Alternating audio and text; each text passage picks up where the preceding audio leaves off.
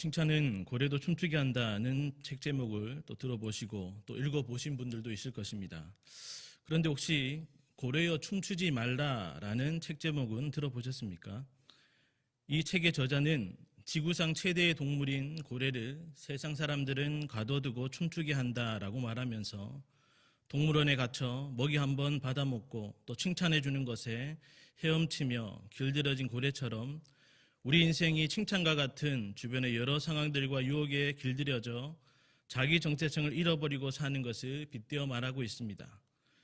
즉 고래는 춤을 추기 위해 창조된 것이 아니라 바다에서 자유롭게 헤엄치며 살아가는 존재인 것처럼 우리 인간도 분명한 자기 정체성을 가지고 살아야 춤추듯 행복한 삶을 살 수 있다는 것입니다.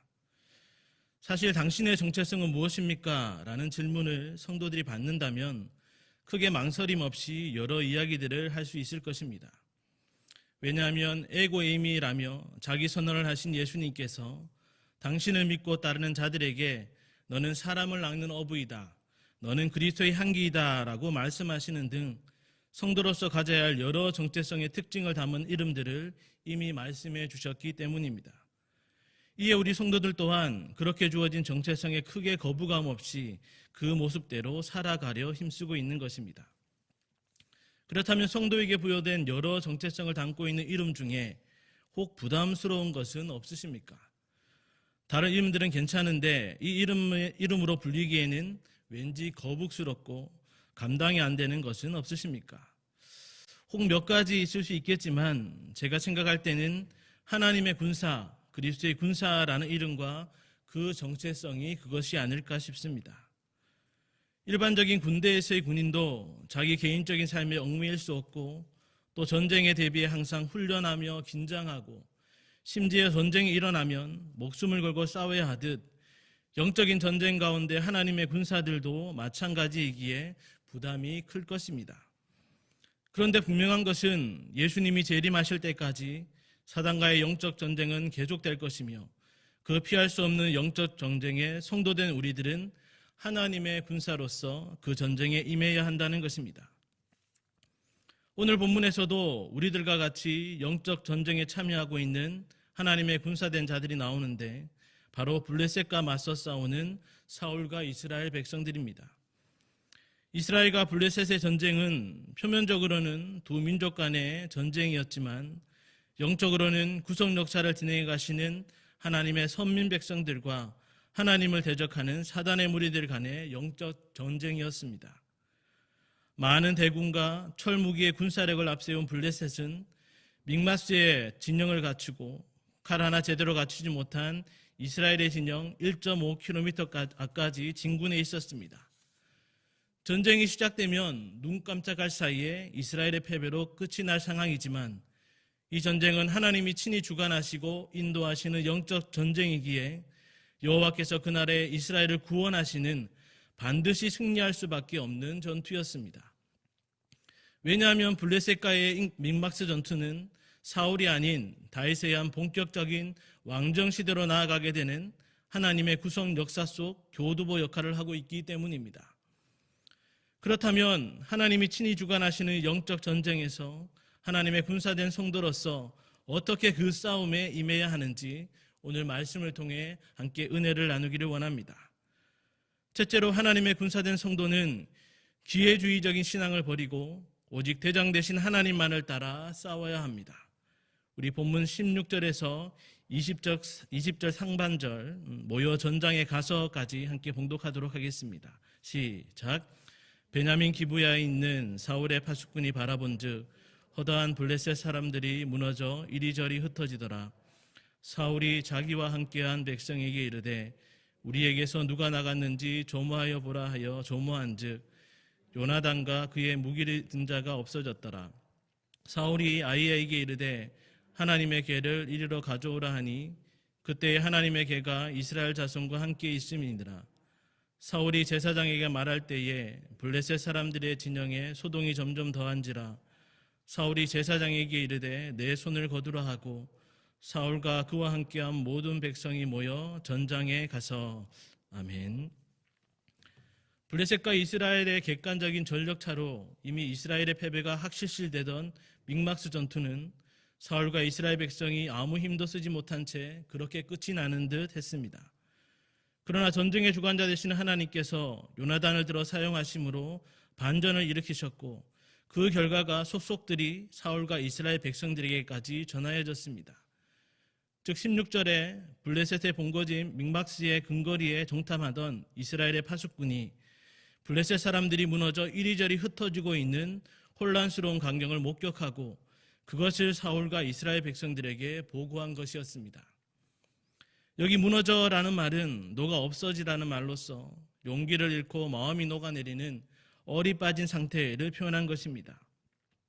이는 요나단과 그 병기든 자의 공격과 하나님의 초자연적인 역사로 인해 블레셋 군사들이 우왕좌왕 혼비백산하고 있음을 적나라하게 보여주고 있습니다. 이에 사울은 지금 블레셋의 혼란이 이스라엘 병사에 의한 것이라 여기고 우리에게서 누가 나갔는지 조모하여 보라 하고 명령하고 곧 요나단과 병기든 자가 없어졌음을 알게 됩니다. 요나단으로 인해 블레셋 진영이 혼란 중에 있음을 안 사울은 대제사장 아히야에게 하나님의 계를 이르러 가져오라고 명령하였습니다. 이는 이 전쟁의 승패가 어떻게 되는지 또 무엇보다 지금이 절호의 공격 기회인 것 같은데 당장 싸우러 나가도 되는지 하나님의 뜻을 묻기 위한 것이었을 것입니다.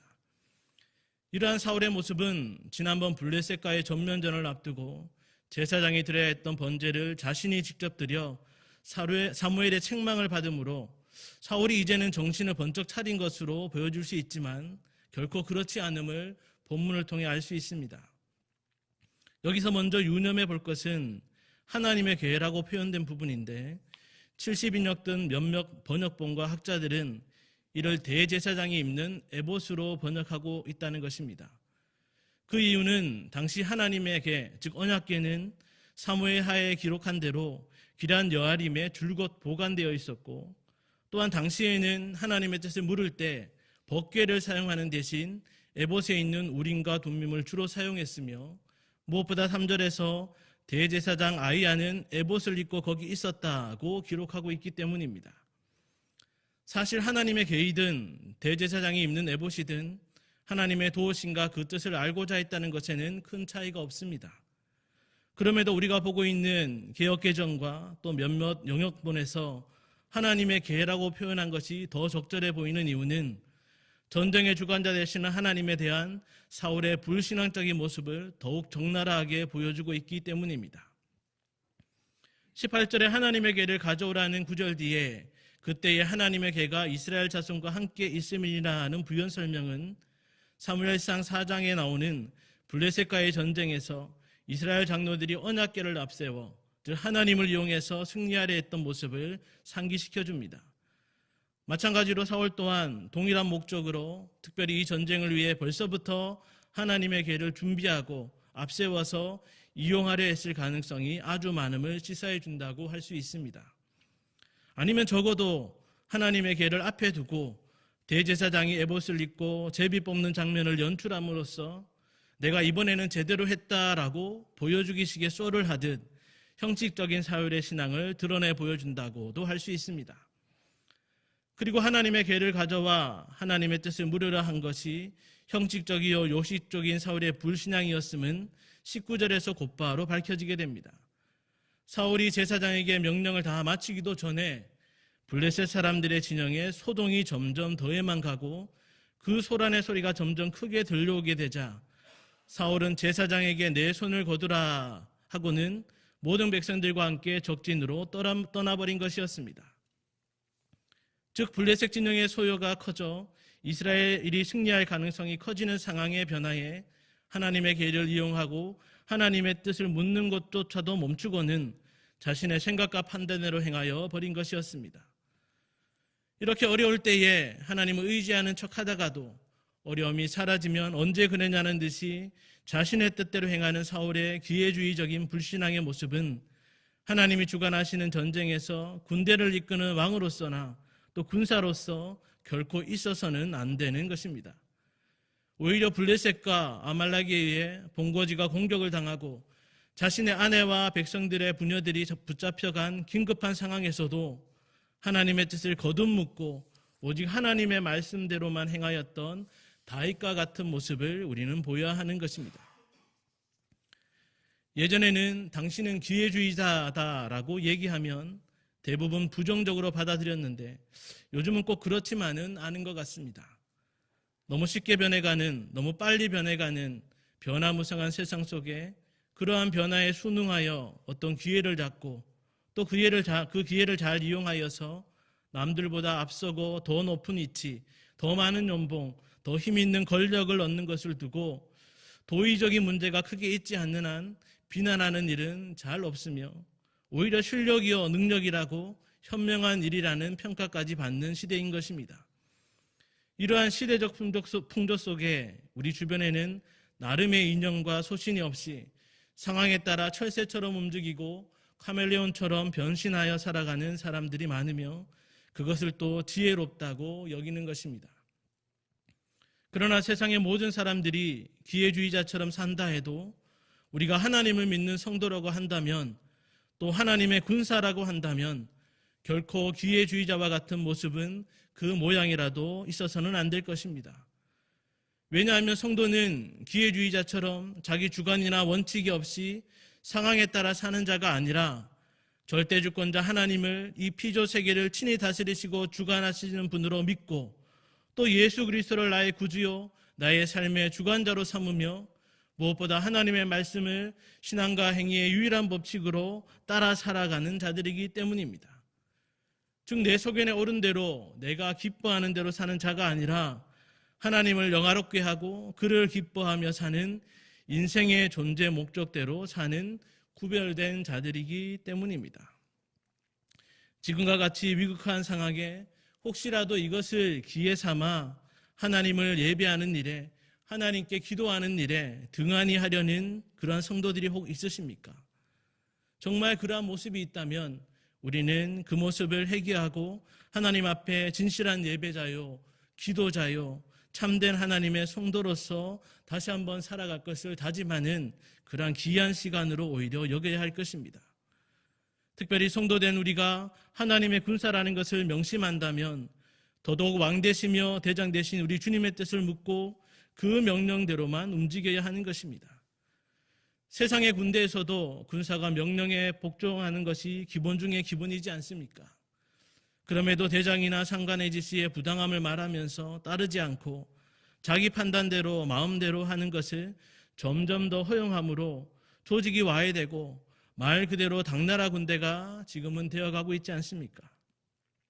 하물며 만왕의 왕 되신 주님이 대장 되신 하나님의 군대에서 그 군사된 성도들이라면 더 말해 무엇하겠습니까? 물론 대장 되신 주님이 이끄시는 하나님의 군대에서 그 전투 계획이나 명령은 언제나 선하고도 언제나 완전하며 또 그 영적 전쟁에서 반드시 승리가 보장되어 있기에 어느 군사 하나 토를 달지 못하고 따르기만 하면 되는 것입니다. 그럼에도 그 주님의 명령을 따르지 않고 자신의 유익이나 편의를 위해 자기 생각대로만 판단하여 기회주의적으로 행동한다면 그 사람은 더 이상 하나님의 군사가 아니라 오히려 하나님을 대적하는 편에 선 사람이라고 해도 무방하지 않겠습니까? 성도들의 신앙의 여정이 믿음의 경주이기도 하지만 사실 그 모든 순간들이 사단 마귀가 우리를 삼키려 하고 하나님의 구속 역사를 방해하는 영적인 전쟁인 것을 명심해야 합니다. 그렇기 때문에 세상의 전쟁과 같이 영적 전쟁 또한 생명의 위협이 있고 고통과 고난과 가난과 목마름이 뒤따르는 힘겨운 여정이요 또 하나님의 군사들에게 예상치 못한 시련이 닥칠 수 있는 것입니다. 그럼에도 하나님의 군사된 저와 여러분은 기회주의적인 선택을 하지 않고 오직 대장 되신 우리 주님만을 따르고 그 뜻대로만 나아가 전투하는 자들이 되어야 합니다. 혹 여러 상황들 속에 주님의 명령이 의문이 생기고 물음표가 생긴다면 성급히 판단하여 행동하지 말고 다윗과 같이 거듭거듭 하나님의 뜻을 묻고 말씀 속의 그 행동 명령을 따라 전쟁에 임하여야 하는 것입니다. 정말이지 더욱더 거세지는 사단과의 영적 전쟁 가운데 하나님의 군대에 속한 군사로서 언제나 하나님의 뜻을 최우선으로 여기고 그분의 뜻을 온전히 수행함으로 하나님과 더불어 반드시 승리의 나팔을 울리는 성도님들이 되시기를 간절히 바랍니다. 둘째로 하나님의 군사된 성도는 영적 전쟁 가운데 마음을 같이하여 끝까지 함께 싸워야 합니다. 본문 20절 중반 본죽부터 22절까지 다 같이 합독하도록 하겠습니다. 시작. 본즉 블레셋 사람들이 각각 칼로 자기의 동무들을 침으로 크게 혼란하였더라. 전에 블레셋 사람들과 함께하던 히브리 사람이 사방에서 블레셋 사람들과 함께 진영에 들어왔더니 그들이 돌이켜 사울과 요나단과 함께한 이스라엘 사람들과 합하였고 에브라임 산지에 숨었던 이스라엘 모든 사람도 블레셋 사람들이 동함함을 듣고 싸우러 나와서 그들을 추격하였더라. 아멘. 블레셋 진영의 소란이 점점 커지자 승리를 예측한 사울과 이스라엘 군사들은 하나님을 향한 불신앙의 모습을 드러낸 채 곧바로 블레셋 진영으로 쳐들어갔습니다. 그런데 그들 앞에 펼쳐진 블레셋 진영의 모습은 놀라지 않을 수 없었습니다. 사실 그들이 예상한 블레셋 진영의 모습은 요나단과 병기든 자가 용맹스럽게 싸워 거의 초토화된 적진을 상상했을지도 모릅니다. 그런데 그들이 가서 본즉 블레셋 사람들이 각각 칼로 자기의 동무들을 침으로 크게 혼란하였던 것입니다. 즉 블레셋 군사들은 자기들끼리 치고받고 싸우고 죽이는 모습이었고, 이는 사울의 군대로 하여금 하나님을 뒤로하고 빨리 적진으로 진군한 작전이 나름 유효했다며 기세등등할 수 있는 상황이었습니다. 그러나 사실 블레셋과의 전쟁은 그 시작부터 진행과 마침까지 모든 것이 하나님이 친히 주관하시고 역사하신 대로 펼쳐진 여호와 하나님의 전쟁이었으며, 지금의 상황은 하나님이 인도하신 전쟁의 절정의 순간이었습니다. 겉으로 보기에 요나단의 맹활약이 전쟁의 승패를 결정지은 듯 보이지만 이 전쟁이 하나님의 손에 붙임반된 표징을 주시고 요나단으로 하여금 기습 공격을 하게끔 이끄신 분은 바로 하나님이셨습니다. 그리고 무엇보다 지금의 블레셋의 혼란은 요나단의 공격이 어느 정도 영향을 미치긴 했지만 14절에서 알 수 있듯 반나절 동안 그들이 죽인 블레셋 군사의 수가 20명가량이라고 기록한 대로 그렇게 큰 전과는 아니었습니다.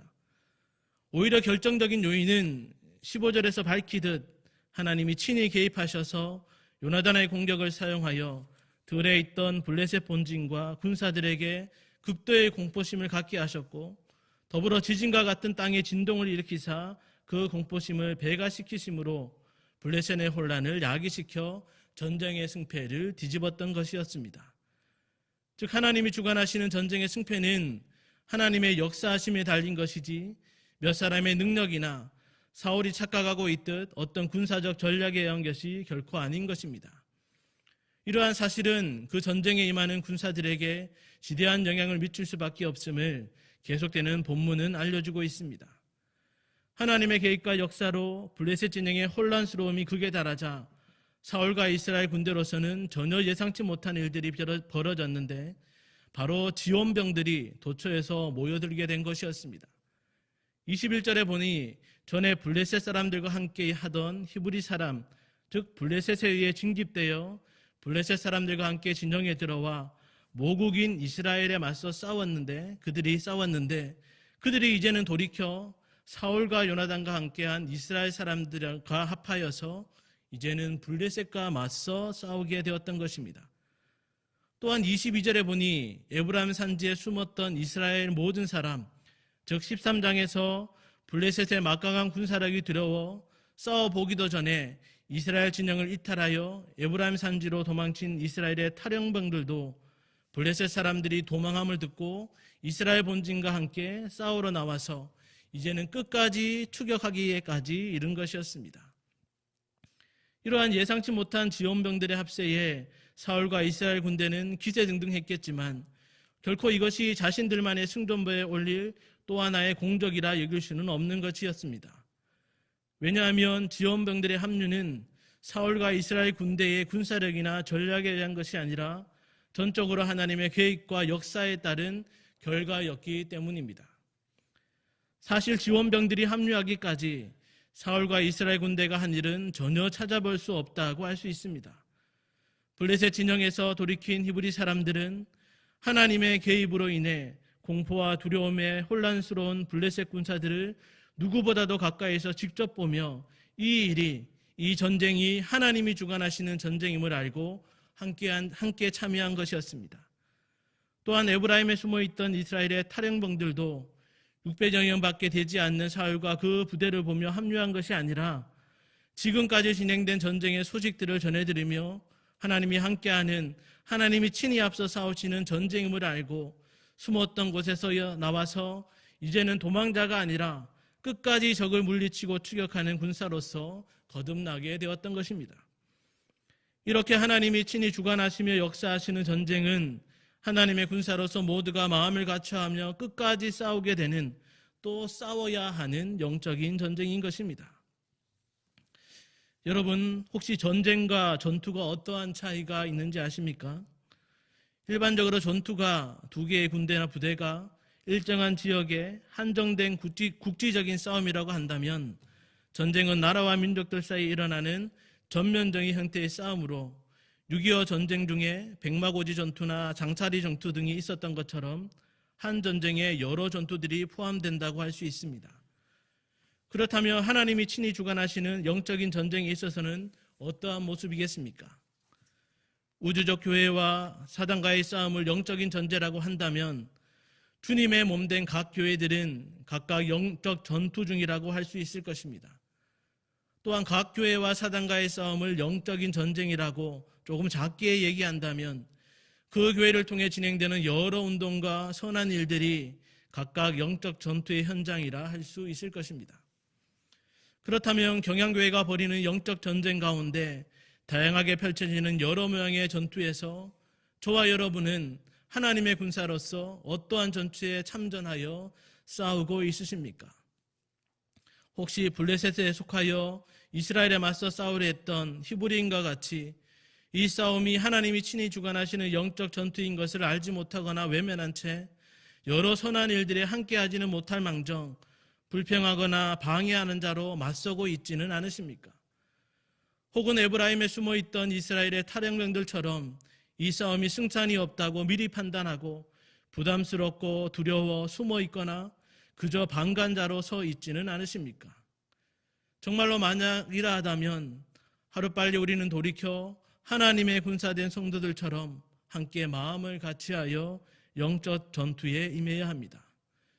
왜냐하면 사단 마귀와 싸워야 할 하나님의 군사들이 오히려 블레셋에 일어났던 혼란과 같이 교회 안에서 서로 다투고 싸우는 자중지단으로 영적 전투에서 패하는 결과를 초래할 수도 있기 때문입니다. 그러므로 성도 여러분, 주님의 몸된 경양교회를 통해 진행되어지는 모든 일들이 사단 마귀에 맞서 하나님께서 친히 주관하시고 싸우시며 마침내 승리케 하실 영적 전쟁임을 다시 한번 반드시 기억하시기 바랍니다. 그 영적 전쟁에 성도된 우리들이 한 사람의 예외 없이 하나님의 군사로 모집된 것을 반드시 명심하시기 바랍니다.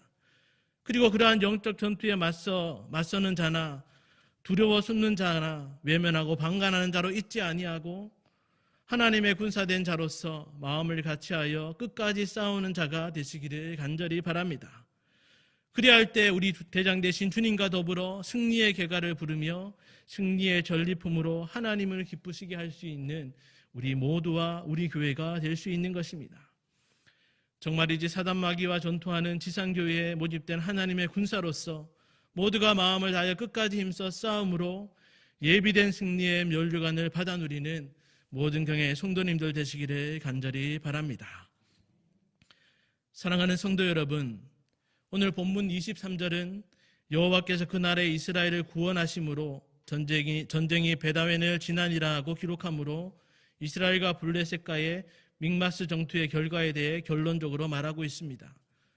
즉 여호와께서 그날에 이스라엘을 구원하심으로라는 표현대로 이 믹마스 전투가 벌어지는 그날에 하나님이 친히 주관하시고 개입하심으로 이스라엘이 승리하며 구원을 얻도록 역사하셨음을 밝히고 있는 것입니다.